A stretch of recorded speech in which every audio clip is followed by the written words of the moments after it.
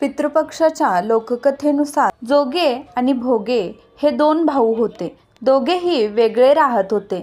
जोगे श्रीमंत होता, भोगे गरीब होता. दोघांमध्ये प्रचंड प्रेम होते. जोगेच्या पत्नीला संपत्तीचा गर्व होता, पण भोगेची पत्नी अत्यंत साधी मनाची होती.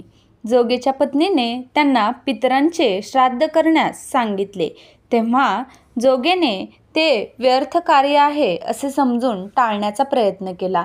परंतु त्याच्या पत्नीला समजले की त्यांनी हे केले नाही तर लोक गोष्टी घडवून आणतील. मग तिला आपल्या माहेरच्या लोकांना मेजवानीसाठी आमंत्रित करण्यासाठी ही संधी योग्य असल्याचे वाटले. तर ती म्हणाली, तुम्ही कदाचित मला त्रास नको म्हणून असे म्हणत असाल, पण मला यात काही त्रास होणार नाही. मी भोगेच्या बायकोला बोलावून घेईन, दोघी मिळून सर्व कामे करून घेऊ. त्यानंतर तिने जोगेला आपल्या माहेरी निमंत्रणासाठी पाठवले. दुसऱ्या दिवशी तिने बोलावले म्हणून भोगेची पत्नी पहाटेच आली आणि कामाला लागली. तिने स्वयंपाक तर केला, अनेक पदार्थ केले. मग सर्व कामे उरकून ती तिच्या घरी आली. अखेर तिलाही पितरांचे श्राद्ध तर्पण करायचे होते. यावेळी जोगेच्या पत्नीने तिला ना थांबवले ना ती थांबली. लवकरच दुपार झाली. पूर्वज जमिनीवर उतरले. भोगेचे पूर्वज आधी जोगेच्या घरी गेले तर बघितले की त्याच्या सासरचे लोक तिथे जेवण्यात व्यस्त आहेत. निराश होऊन ते भोगेच्या घरी गेले. तिथे काय होते, पूर्वजांच्या नावावरच अगियारी दिली होती. पूर्वज त्याची राख चाटून भुकेने नदीकाठी गेले. थोड्या वेळाने सर्व पूर्वज एकत्र आले आणि आपापल्या श्राद्धांची स्तुती करू लागले.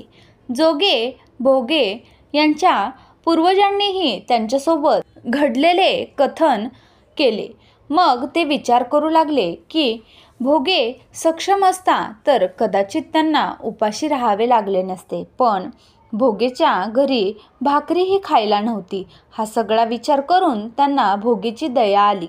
अचानक ते गाणं म्हणत नाचू लागले. भोगेचे घर धनधान्य आणि संपत्तीने भरावे. संध्याकाळ झाली होती. भोगेच्या मुलांना खायला काही मिळाले नाही. त्यांनी आईला सांगितले, मला भूक लागली आहे. तेव्हा त्यांना टाळायचे म्हणून भोगेची बायको म्हणाली, जा, कुंड अंगणात उलटे ठेवले आहे, जा उघडून जे मिळेल ते वाटून खा. मुलं तेथे पोहोचल्यावर काय बघितलं की टाकी धनाने भरलेली आहे. ते आईकडे धावत धावत आले आणि सर्व काही सांगितले. अंगणात आल्यानंतर भोगेच्या पत्नीने हा सर्व प्रकार पाहिला तेव्हा तिलाही आश्चर्याचा धक्का बसला. अशा रीतीने भोगे श्रीमंत झाला, पण पैसा मिळाल्यावर तो अहंकारी झाला नाही. दुसऱ्या वर्षी पितृपक्ष आला. श्राद्धाच्या दिवशी भोगेच्या पत्नीने 56 प्रकारचे पदार्थ बनवले. ब्राह्मणांना बोलावून श्राद्ध केले, भोजन केले, दक्षिणा दिली. सोन्या चांदीच्या भांड्यांमध्ये भाऊ वहिनीला जेवण दिले. त्यामुळे पूर्वज अत्यंत आनंदी व समाधानी होऊन गेले. तर ही होती पितृपक्षाची एक कथा. व्हिडिओमध्ये सांगितलेली कथा आणि माहिती तुम्हाला आवडली असेल तर व्हिडिओला लाईक नक्की करा. तसेच तुम्ही पहिल्यांदाच माझ्या चॅनलवर आला असाल तर चॅनलला नक्की सबस्क्राईब करा. धन्यवाद.